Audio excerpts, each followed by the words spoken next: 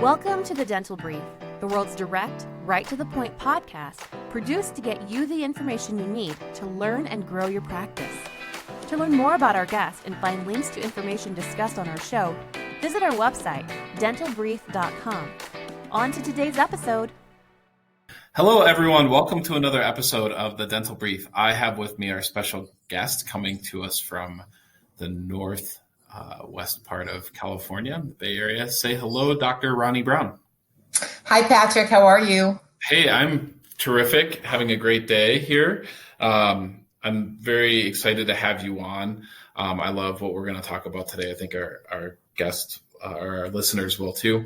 Why don't you go ahead and tell me a little bit about how you got into dentistry? Well, Patrick, it wasn't something that I really grew up thinking that I was going to, be a dentist. When I went to college, I really wanted to be a child psychologist. I loved, working with young people, but also really, I think, understanding behaviors and what motivates people. And I decided to major in college in psychobiology because I also really love science. I really wanted to kind of have a dual major that would provide me potentially with more options. And then I think I was probably a junior in college. I went to the Career Center, started to investigate child psychologist. And when I kind of looked at the bottom line of, have to get a PhD and kind of that return on investment, it was kind of low. And simultaneously, I had a friend who was a year ahead of me who was applying to dental school. And I'd never thought about dentistry as a career, but I had always really enjoyed seeing my own dentist. So I began volunteering at the dental school and realized that this was a profession that was really a perfect blend between psychology and science. And that's what kind of led me to begin volunteering at the dental school and ultimately applying and starting a career as a dentist. Well, I'm glad you did. And the reason why I'm glad you did is partly because of what we're going to talk about today and how you're helping dentists and helping patients. I think the psychology, your love for psychology is going to tie into this as well. So the problem that we're going to talk about today, or one of the things that you're here to talk about today is helping dentists to identify people with substance abuse issues or hygienists or anyone on the team for that matter. So how much of a problem is this, and how much do dentists actually see this when they start looking for it? Really great question. Definitely it's a problem. It's really kind of a silent epidemic that courses through every single dental practice, no matter if you're in private practice, you're working in a dental school environment, you're working in a federally qualified health clinic. It's a problem. It's estimated that about 1 out of every 10 Americans has a substance use disorder. You've got 67,000 people dying of an opioid use disorder almost every single year, 12,000 dying of a stimulant use disorder. You've got a significant percentage dying and suffering from alcohol use disorder. So it is prevalent and pervasive, not only amongst our patients, but it's just pervasive overall throughout the population. We all know somebody who's addicted. Sure. Right? A family member, a friend, a colleague, or one of our patients. Yeah. So, and I'm sure a person who is struggling with addiction, little interactions here and there can probably make a big difference in helping them get on the road to recovery. I know that a lot of what you do and you can help dentists with is helping them identify what to look for, what are those cues. And we can touch on that a little bit. I know that's something that we don't have a lot of time to do now, right? We can't go over all that now. And you do offer CE classes that we could talk about here towards the end. But let's talk about the psychology. Why is it important for dentists to look for these issues? So many reasons, and a great question, Patrick. I think the first thing is that we have a obligation to do no harm. And when we have a patient who comes into our practice who might be high on a drug, the things that we do could trigger a medical emergency in our practices, whether it's someone who is high on a stimulant and we inject them with anesthetic that contains epinephrine, that could create a cardiac emergency. Or we're prescribing a medication to someone who is, let's say, in recovery, and it's a medication that could trigger a relapse. So there's a lot of reasons why, but the first one is obviously do no harm. I think the second reason why we want to know is we want to do good for our patients, right? We want to develop treatment plans that are going to be successful. And we have to understand that if a patient is using drugs, that use of the drug is going to compromise the success of any treatment plan. It could cause hyposalivation and xerostomia. It increases rapid demineralization of their teeth, causing rapid formation of dental decay. So there's a lot of things associated with the drug use that will compromise the success of our treatment. So we want to do good by knowing, so we can incorporate not just the implant, but salivary substitutes and remineralizing products so that our treatment plan can be successful. And then the third reason, Patrick, is we want to be ethical. We want to recognize who these patients are so that we can then refer them to professionals who specialize in substance use disorders that can help support their efforts to get on a road to recovery. So I understand that it's going to require a blunt conversation. Again, this is something I don't think we can teach, or you can teach a dentist to do during this 15 minutes that we have together. But fear has to be the driver of why a dentist or hygienist or anyone on the team wouldn't want to, right? It's an awkward conversation, right? Unless you're having it all the time. You could probably lose a patient, right? Not like meaning they could get upset and leave the practice. You could potentially falsely accuse someone, right? I've been in that situation where I asked someone, hey, is this going on? And they got very upset. So there's fear kind of drives why we typically don't have hard conversations, right? It's hard to look at the benefits. So what are some things that people can do to get over these fears? What's your answer to that? Well, you're absolutely right. I mean, I think that in order to have, and we all have hard conversations, right? Whether it's you're fired or I don't love you anymore or whatever it is, we have to have hard conversations. But I think that in order to have a hard conversation, you got to do two things simultaneously. Okay, you have to first manage your own emotional reaction to addiction, and we all have an emotional reaction. It might be a sense of denial, like, I don't really have this problem in my practice. Or it could be a sense of embarrassment, like, I don't want to do something or say something that could embarrass the patient. Or it could be that feeling of helplessness, like if the patient does acknowledge, do I have the resources to actually help them? So we have to first kind of acknowledge, our emotional reaction. And we also have to manage the patient's perception, so that the patient doesn't feel judged or accused or non-judgmental. So ways that you can do that is first, be objective. Addiction's a disease. It's a disease that has the same type of describers, if you will, as diabetes and high blood pressure. And when we talk to our patients about their hypertension or their diabetes, we don't approach it with any type of denial, shame, or helplessness. So Sure. when you approach it objective with the same tone of voice, eye contact, it helps to manage your own emotional reaction to addiction. The second thing would be to speak to your patient about your core values, why you decided to become a dental professional, whether it's to help people create beautiful smiles, build relationships.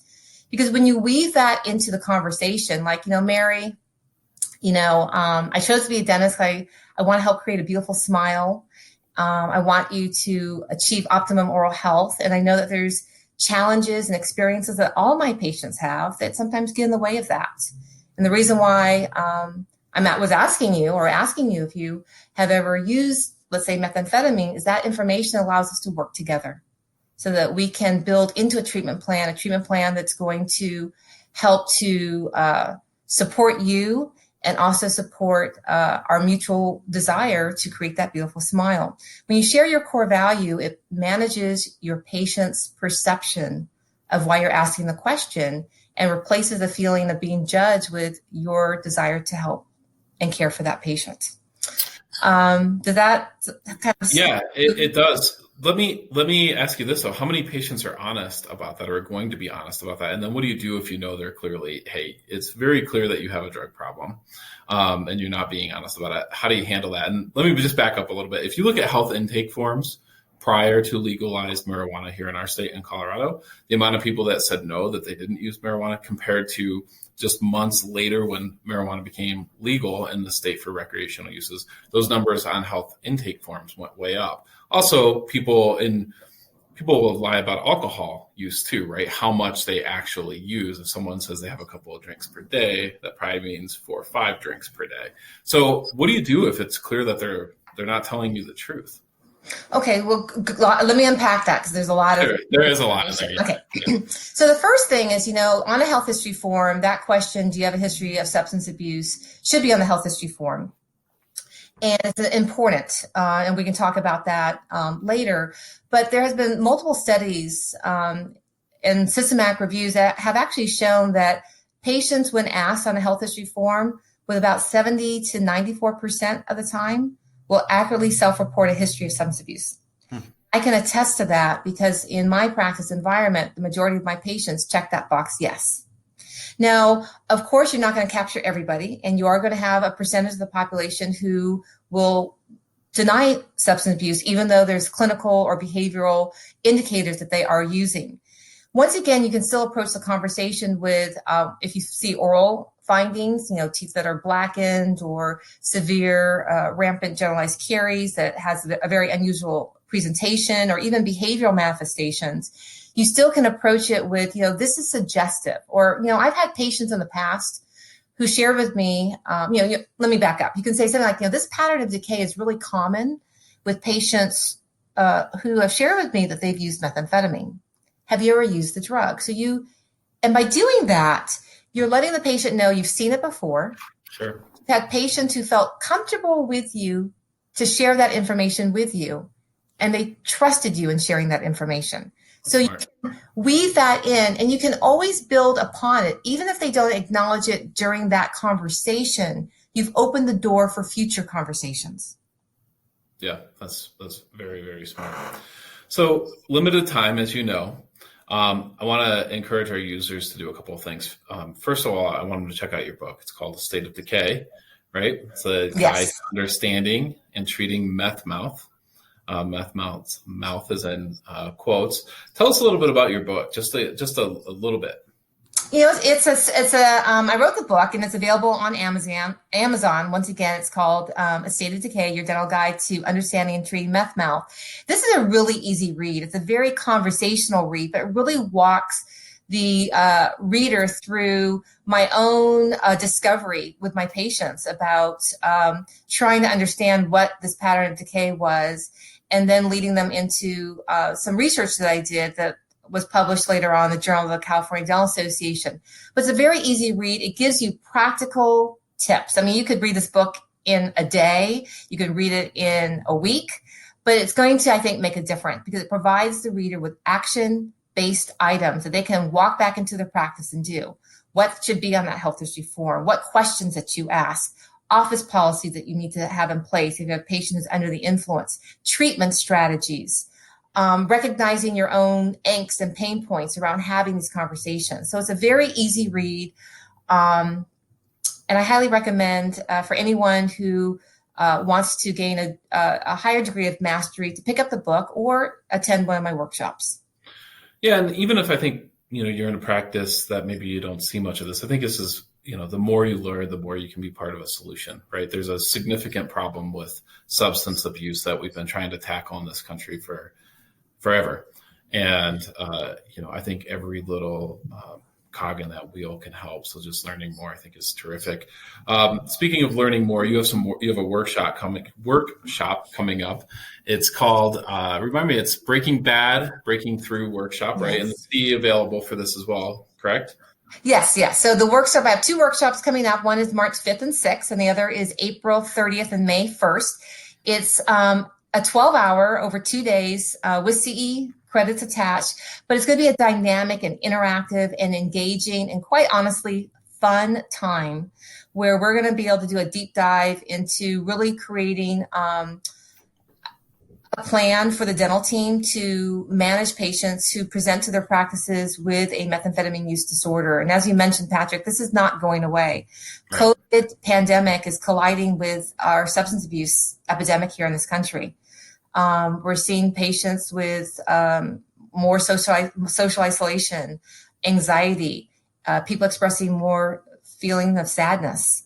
Yep. And it's projected that we've already seen a significant increase in alcohol sales in this country, calls to mental health crisis sites, and suicides. And so as a profession, we can not only just get around this issue, we can get ahead and we can maybe make an inroad by providing another level of professional support to this crisis. Yeah, it's well said. Dr. Brown, I want to thank you for being here. I want to encourage our listeners to go to your website. It's drronnibrown.com. That's DrRonniBrown. So there's no I. Ronni Brown, drronnibrown.com. There is an I, but there's no E. Oh, of course, right? I apologize. So yes, it's RONNIBRWN, drronnibrown.com. Thank you so much for coming on the show. We really appreciate you. Thank you, Patrick. I appreciate the opportunity. I've enjoyed our conversation. Yeah, us too. Thank you. Thank you for joining us on today's episode. Did you know you can weigh in on today's topic on Facebook? Search The Dental Brief on Facebook or visit our website, dentalbrief.com, and just follow the link. We look forward to having you join us again on another episode of The Dental Brief.